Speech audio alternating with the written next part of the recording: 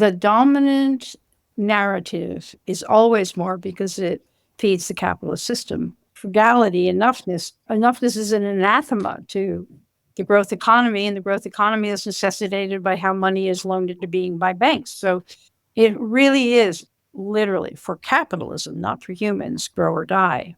For humans, sufficiency is really the intelligent choice. Do you think money takes up more life space than it should?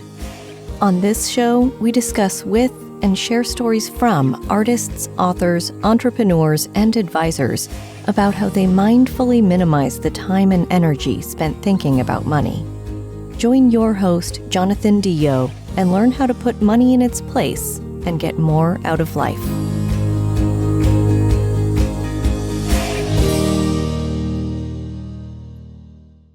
Hey, welcome back. On this episode of the Mindful Money Podcast, I'm chatting with Vicki Robin. Vicki is a prolific social innovator, writer, and speaker. She's co-author with Joe Dominguez of the international bestseller and classic, Your Money or Your Life, Transforming Your Relationship with Money and Achieving Financial Independence, and author of Blessing the Hands That Feed Us, Lessons from a 10-Mile Diet. She is co-founder of Conversation Cafes and of the 10-Day Local Food Challenge, and hosts the podcast YouTube interview series, What Could Possibly Go Right?, inviting cultural scouts to shine a light on what's emerging as the pandemic, climate, the economy, and polarization unravel old normals.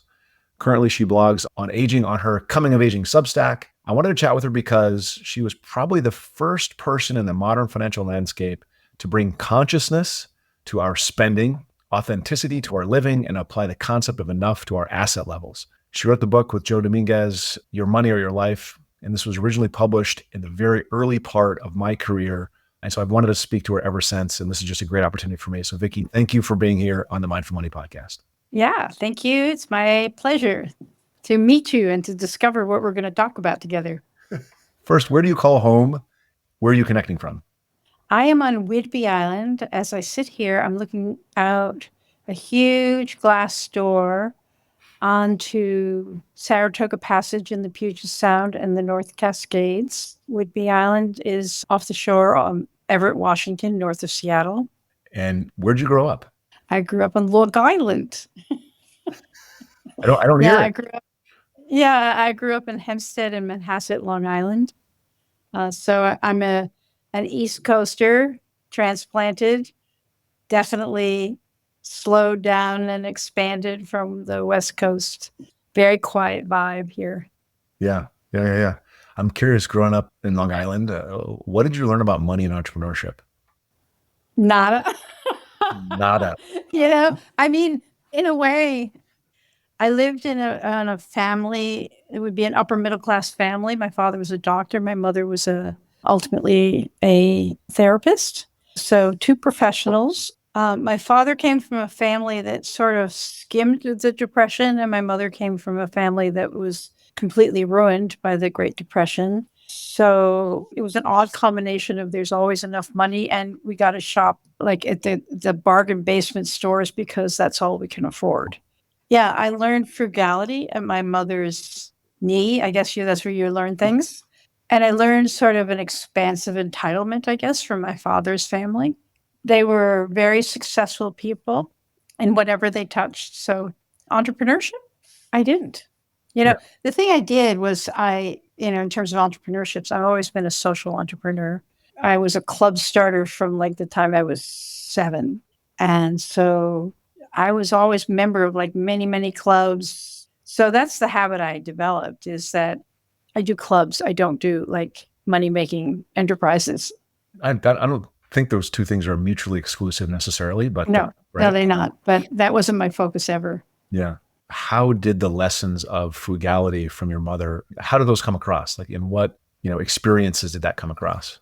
I figured out early on, something I used to say with Your Money or Life, which is I buy my freedom with my frugality every day. My basic personality is entrepreneurial, but not necessarily for money, is experimental, adventuresome, curious.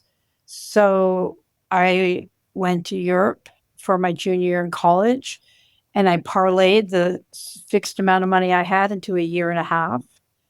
And so I was hyper frugal so I could go and do more things, experience more things. So I've been, if you will, an experiential shopper. So that's how it worked, and I just, it wasn't that I loved hyper frugality. It's just that I realized that it bought me time, which is really part of the basic message of your money, your life, is that the money you're spending is basically the hours of your life. Yeah, for sure. I think you were in your early mid 40s when you wrote the book, and it became. Yeah, I was in my mid 40s. We had already spent a decade teaching, over a decade. We first did live seminars. I produced them and Joe presented them. I mean, it was basically his engineering genius to create this program.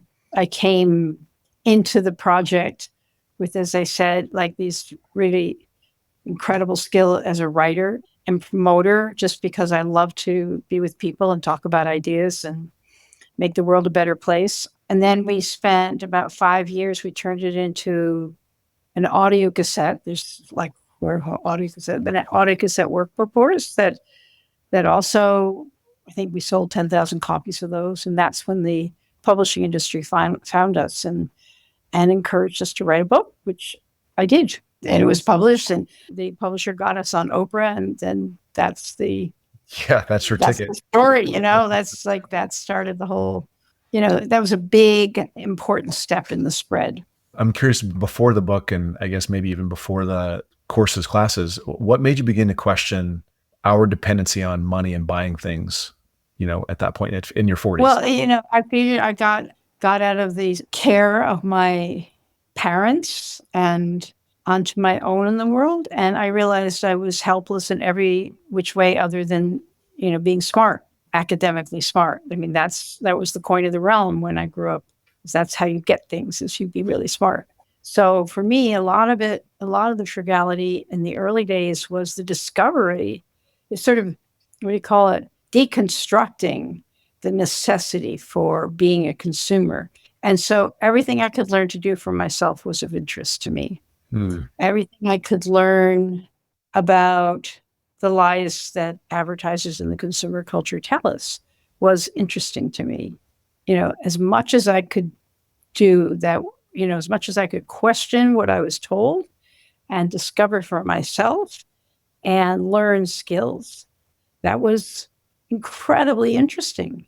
I mean, all the way from people don't even ask where their poop goes when they flush the toilet. They have no idea. People don't have any idea. They don't have any idea what other options there are for refrigeration. They don't have any idea. We don't have any idea about other options than the ones we've been fed, like living in boxes that are made out of, wood and now plastics, and no idea. Like, there's so much out there that's outside of the box of what we're told is necessary to live a life. And I was curious about it. You just went on a discovery rampage. You could call it a rampage. I think it's been your whole life. I'm just looking at what you've written and the different areas you've thought about. It's pretty broad. Like, you're not just. It's totally broad. I mean, that's all over the place. That's the value of not getting an advanced degree in a certain field. I'm a generalist.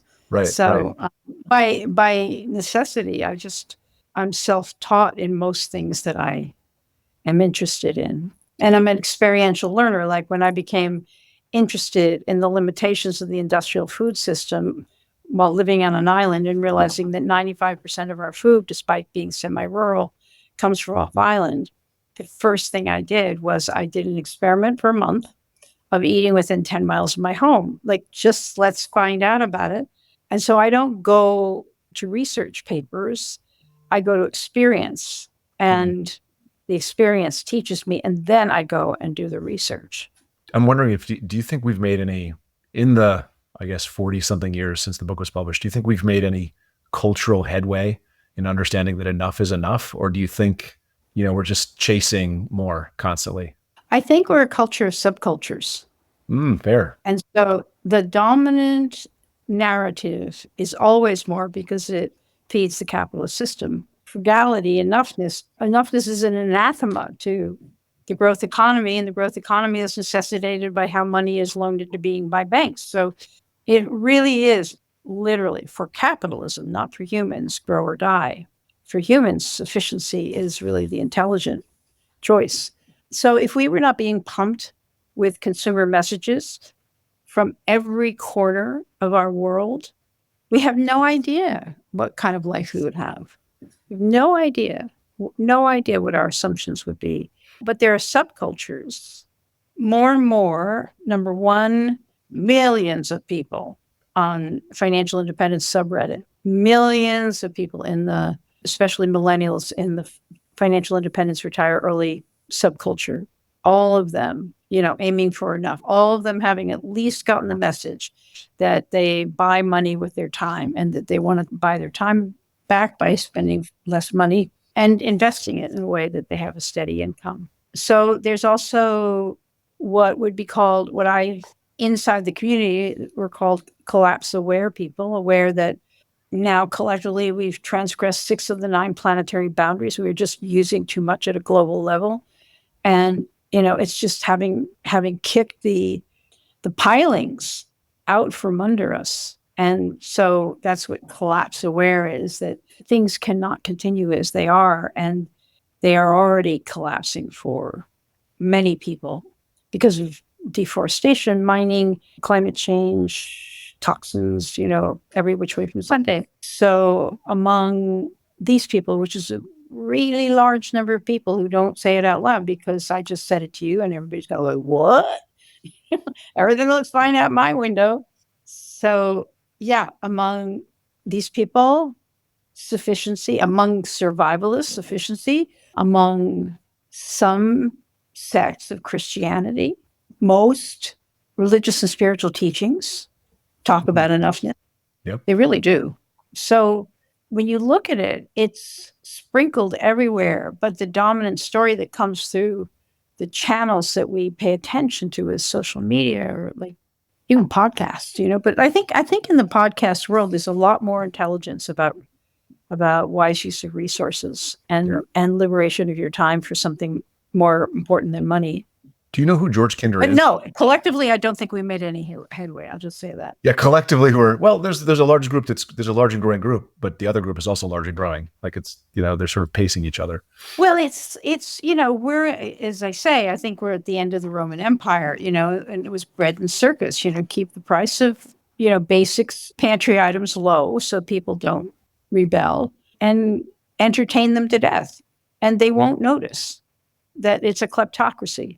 See, there you have a whole full sentences of opinions right there. But that's what I think is going on. The top of the food chain financially has figured out how to take candy from the baby, and they're doing it. So I'm going to pull on a little bit. So I think that there's been always a sort of a super class that's always existed. And it's, whether you go back 100 years or 200 years or 500 years or 1,000 years, there's always been a group that's been super powerful relative to everybody else. And I think that group today is, they've distanced themselves from everybody else.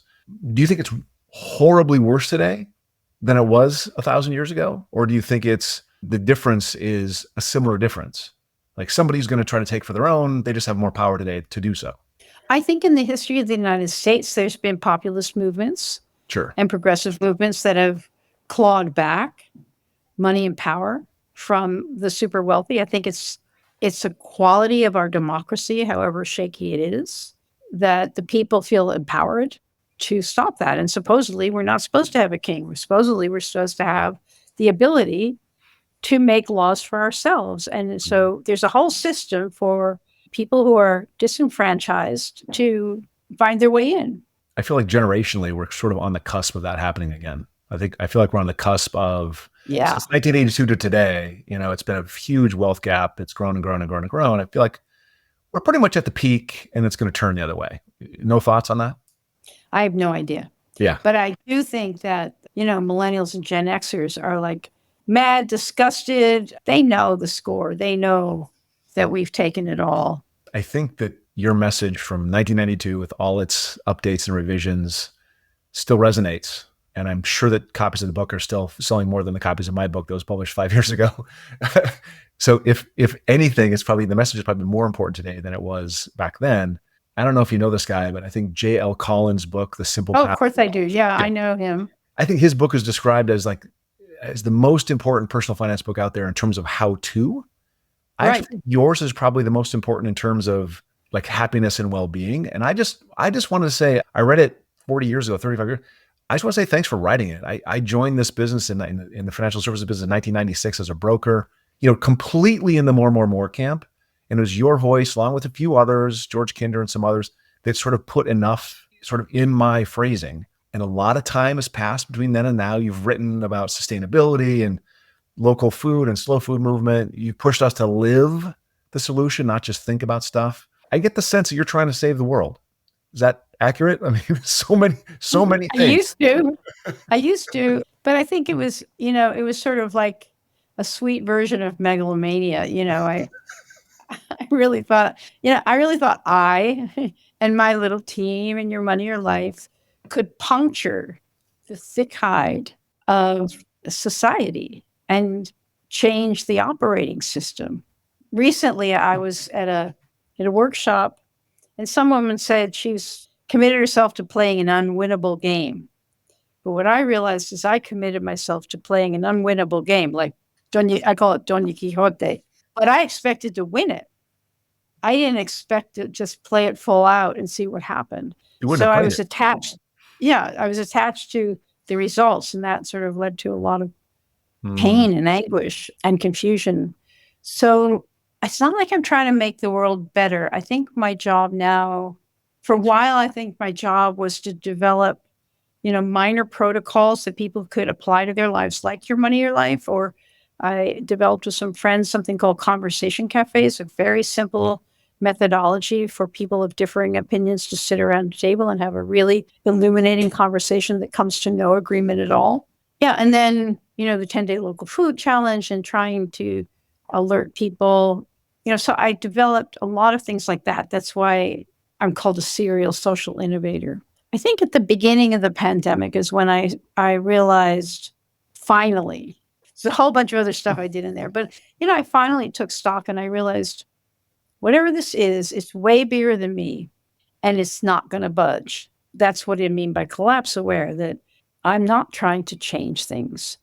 I'm trying to mitigate, trying to maybe change some minds to make better choices to preserve at least one tree, one forest, one part of a beach, like not because I'm doing beach restoration, but because I'm trying to bleed out like a mindset that you could call cooperative, solidarity, like we're all in this together, common sense, and rethinking, the stories that we've been told. So that was like, what could possibly go right. That podcast was really about the dominant story of the pandemic and is one thing. But when things are starting to fall apart, there's, as I used to call it, I said, there's lots of bricks like laying around now. So if the old structures are coming apart, there's opportunity. Yeah. And that's be a social entrepreneur, not, like, okay, fine, I'm going to go selling bricks. And now, as I'm thinking a lot about aging, I think about it personally, that I'm actually doing that. And that our society, this is a metaphor, coming of aging is a metaphor for our society.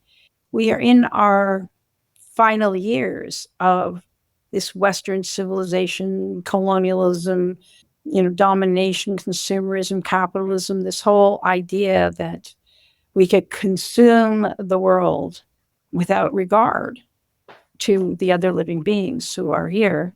So I think that I'm interested in a possibility of social maturation, not social change, and being, in my own little way, a sort of storytelling agent of that realization that, just like with life, we realize there's limits.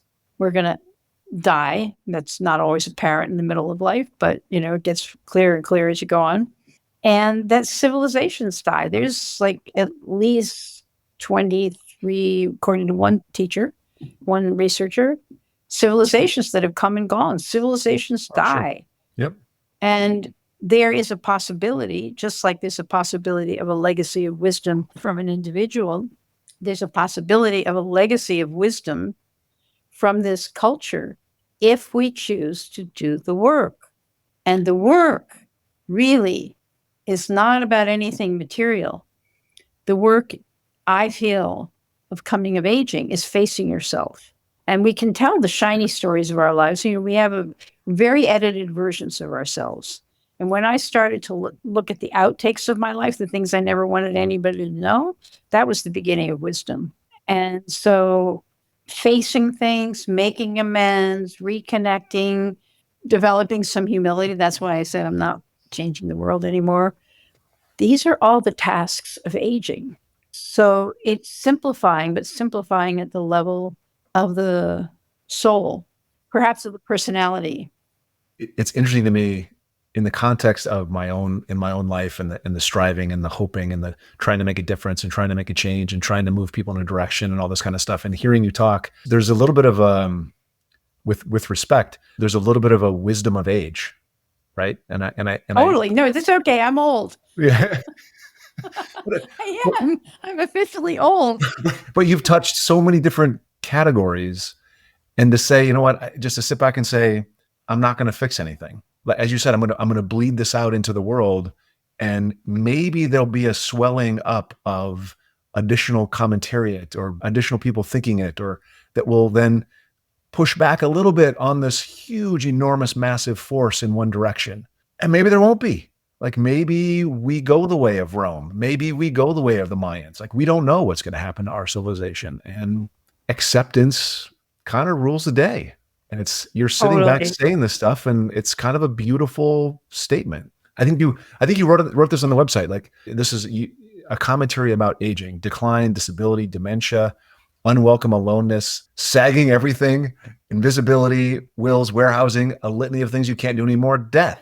Is the goal to promote awareness, or is it acceptance? I think the goal is to promote, awareness is a good thing. But I think what I do with my storytelling is I do awareness with that sense of opportunity, like enoughness, that sense of, oh boy, some things are going, but some things are coming on stream and they're really delicious.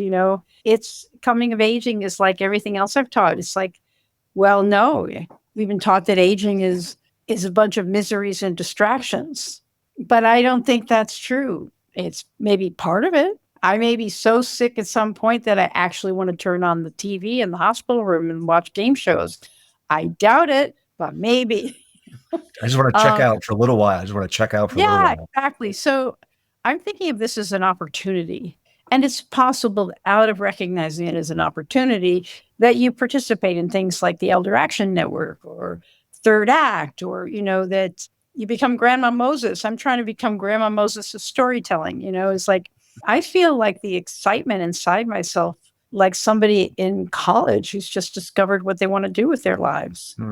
I feel unimpeded because so many of my ideas of myself are falling away, good ones and bad ones.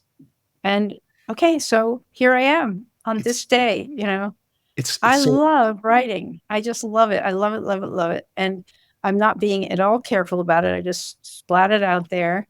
So I think, it's like during wartime, very often comedians do better than they do during peacetime. I think that the arts become more important during collapse. I think social connections become more important. I think singing and dancing and fires, in the evening. I think a lot of things, people relying on one another because they realize that the great tit in the sky dried up. I've been very, very concerned and sorrowful about this world, and I still am. And I'm not covering over it, but I've realized it's like the serenity prayer. If there's things you can't change, some things you can, and then you work on those, and some things you can't. And the wisdom to know the difference. I really think that's sort of where I'm coming in my life. And as I let go of that, I should do something else with my life to stop this thing. I've done a lot of different things that were supposed to no, this is going to be it. As I let go of that and allow my life energy to go where it will, I am perhaps finding you could call it my new role in society or my true role in society. I don't know. It's super interesting to me because I before I was in finance, and a lot of the audience already knows this, but before I was in finance, I studied at the Institute of Buddhist Studies. I spent a 3-year in a master's program studying, basically Buddhist mindfulness from a Tibetan perspective. Wow, exactly. And that's informed my entire career. I took 15 years where I fought with it, right? Where I said more. And then I sort of came back to it, renamed the firm. I started sort of speaking from that same place. Now I'm a mindfulness teacher, and I do, this is like the core of who I am. Bring these two things together. So this idea of accepting is, I think, so important. I think with acceptance comes greater wisdom, comes greater effect. By you, the way you're presenting yourself makes your message that I don't like, makes me more accepting of it. The way you present it, it's like, I'm not battling for it. This is just what it is. Like, you're not, right? It's a beautiful thing. You've offered thoughts on social It's Buddhist. It's very Buddhist. Yeah, for sure. But all truth is the same at a certain level. After the Trump years, and sorry if some of your audience just adores him. No one. I was so angry that whole time. I was just like furious because he was like, no, you can't give away the Arctic. This isn't yours to give away. This isn't yours to do. I was just furious. And even after Joe Biden took the helm, I was still quaking. And, Biden's been way better, but they're all part of the dying civilization. They're all part of managing a system that is unworkable. But I came to this phrase. I think a friend helped me on the way. I can accept the unacceptable, not because it's acceptable, but because it is. And it's like, oh, okay. Somebody said rocks are hard, water's wet, and Trump's Trump. It's like, and this is just my time. The older you get, the more there's an opportunity to realize that you're just a speck in the universe, that you're just living in a sliver of time. And that I didn't know this in the middle of my life. It was like, no, we're going to change it on my watch. But humans have faced this before, the utter collapse of the systems they presumed were eternal. We've done it. We are actually with, whatever it is, 20 some civilizational collapses, notice that we're still here. So there's a resilience in us, and there's an capacity to adapt that comes to the fore. It's just when different stresses on your system produce different behaviors. It's like the slime mold. Sometimes it's a sort of jelly, creepy thing, and then sometimes it's, just a small thing. It depends on the conditions.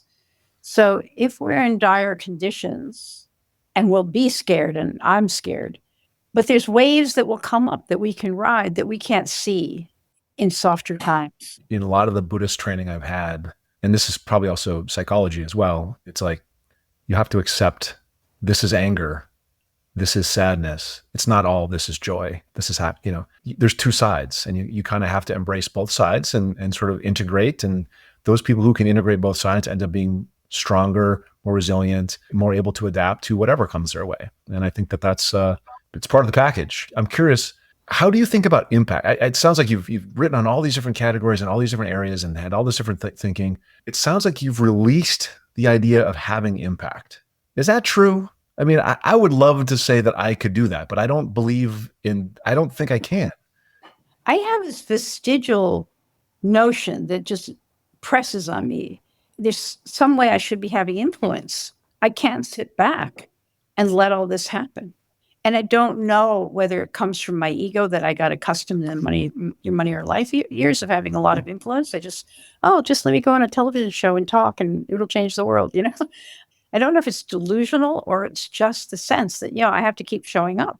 Right now, my hobby horse is in the realm of affordable housing. In my house, it was just made sense to me when I, surprise, was able to buy a house. Oh man, this is huge, 1,800 square feet, but it was huge to me. So I converted the family room into a little studio apartment. And so the renter's there. And then I thought, that's going so well. I converted the garage. Nobody puts their cars in the garage. And I bought a shed and put it out in the side yard and put everything that I put in the garage in the shed. And so I have 2 studios in the ground floor of my house, which have been, I don't know, a quarter or a third of my income.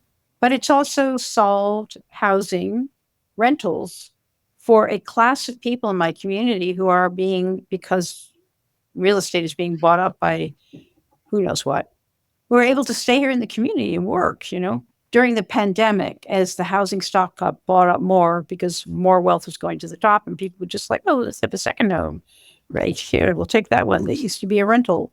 And the Airbnb situation, which is at one point seemed brilliant, but now they're just eating through. I mean, not little old ladies like me renting out, part of their house while we're living here, but corporations buying up our housing and making many hotels in our neighborhoods. And people are trying to do development. Number one, our planning department is dysfunctional, so no permits go through. Number two, Ours too. yeah. How did that happen? I don't know. And then NIMBY, nobody wants anything in their backyard. Number three, no, you can't take over farmland and build cookie cutter houses. You're just not allowed to do that. And we'll put our bodies on the line for that. So I thought, look, the lowest hanging fruit of affordable rentals for everybody, I think from teachers to medical professionals to, service people to all of whom, the fundamental backbone of our community, the people who make this place run, us retired people just, bring in checks from outside and buy things. We're not productive. Now you hear the high horse happening. Yeah. So I thought, okay, let's change the culture and have people think that it would be the coolest thing in the world to portion off an unused or underutilized part of their house and turn it into what we now call in-home suites. They're not accessory dwelling units. They're part of the house. It's like sort of roommates on steroids. My suites have door to the outside, their own bathroom and a kitchenette. And that's all legal. That's just roommates, but with features. And so I don't get three water bills. Financially it works out. We're sharing a house, but we're sharing it separately. Everybody has private lives. You can go weeks or months even from not seeing one another. You're just like, oh, the car's there, the car's not there. So it's like a little mini triplexing. Yeah. Yeah. So it's not even a triplex because it's just my house. They're all utilities. So we started promoting this idea of in-home suites. And it's really countercultural.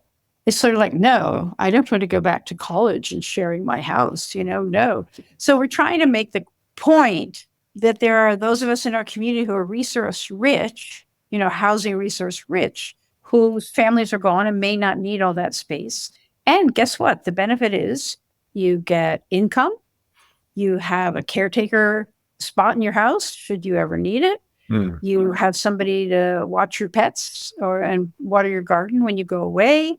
You get security of somebody else being in the house, so there's lights on all over the place. And you get conviviality. I mean, you don't have to visit with your tenants, but you can. It's a win-win-win-win-win-win-win-win. I have a college professor on one side now. She's been here for 4 years, and the other one cooks food at our children's center.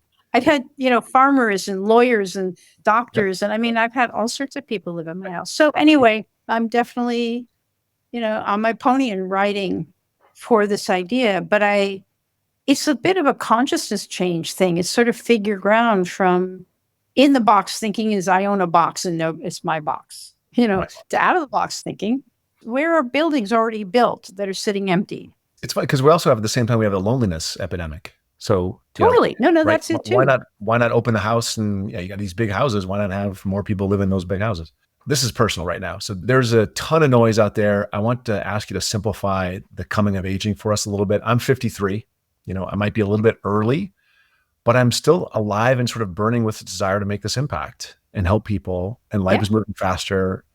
And I feel like 60 and retirement or whatever that is right around the corner.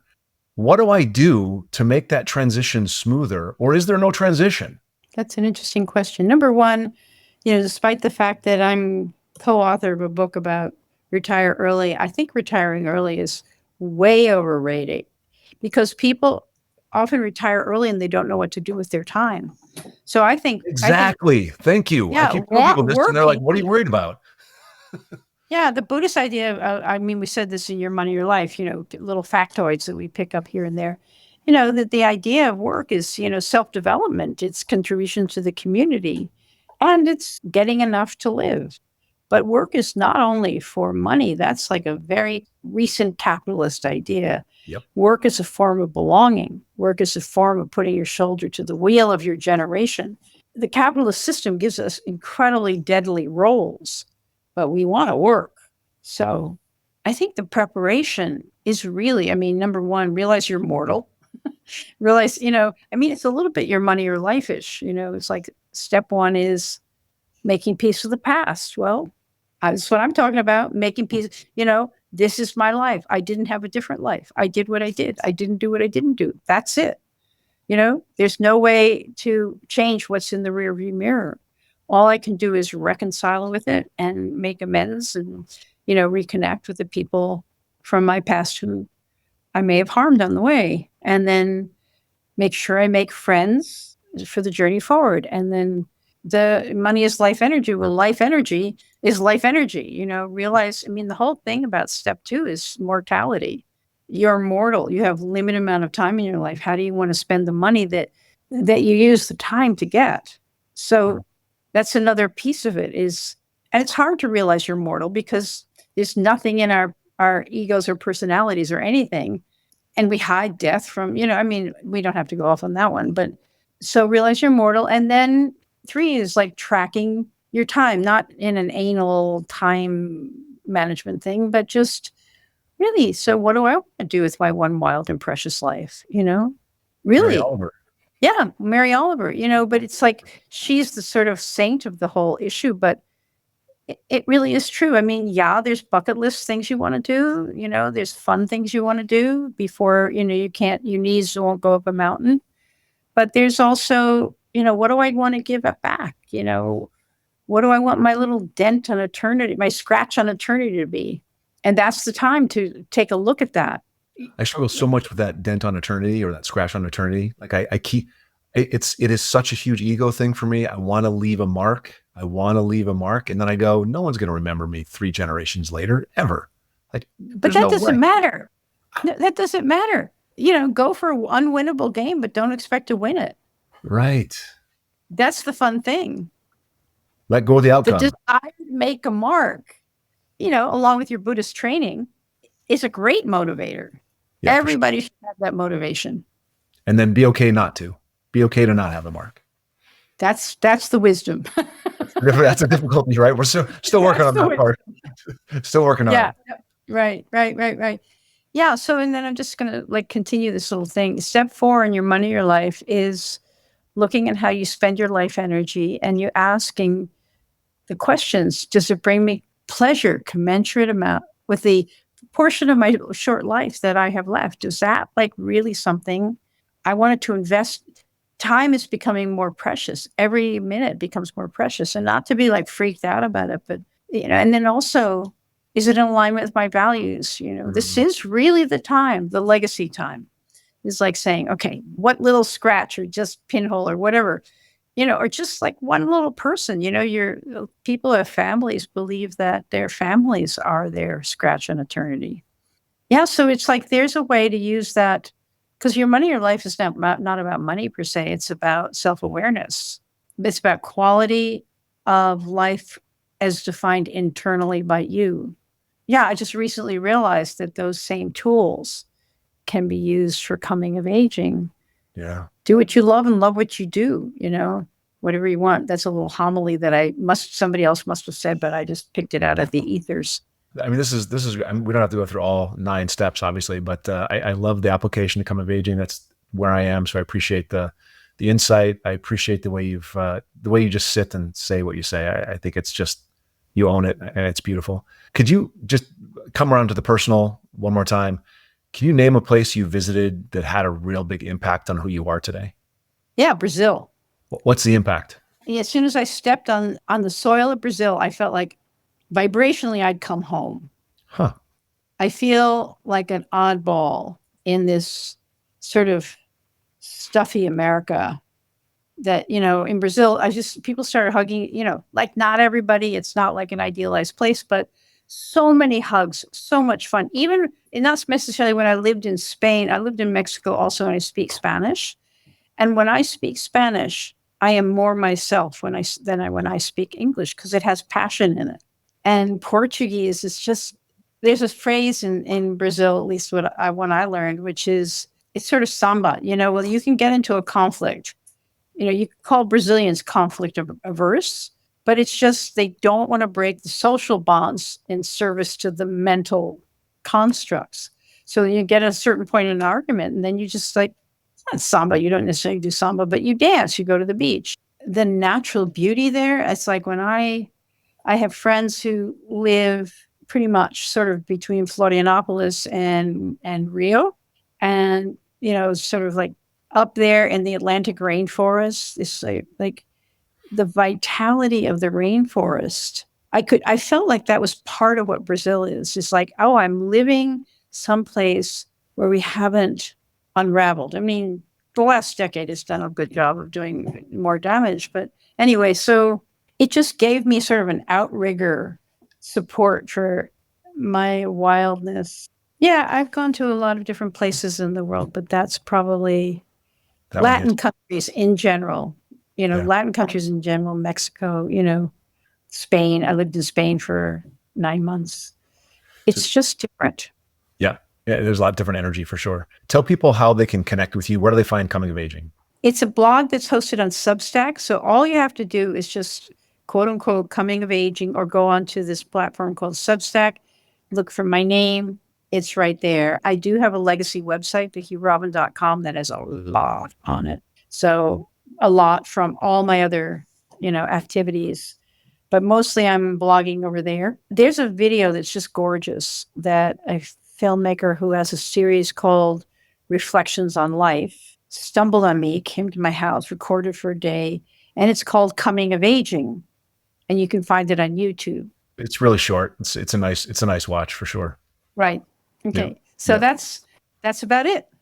Vicki, thanks so much. It's a pleasure to meet you. I feel like I've known some of your stuff for a long time. It's the first time we've met, but I really appreciate you coming on. Thank you so much. Thank you so much. Really, this has been a pleasure. It's like I'm a Nickelodeon. I have no idea what record you want to play, but you so many options. Yeah, so many options. Okay, thank you so much. Thank you so very much. Thanks for listening. Full show notes for each episode, which includes a summary, key takeaways, quotes, and any resources mentioned, are available at mindful.money. Be sure to follow and subscribe wherever you listen to your favorite podcasts. And if you're enjoying the content and getting value from these episodes, please leave us a rating and review at ratethispodcast.com/mindfulmoney. We'll be sure to read those out on future episodes.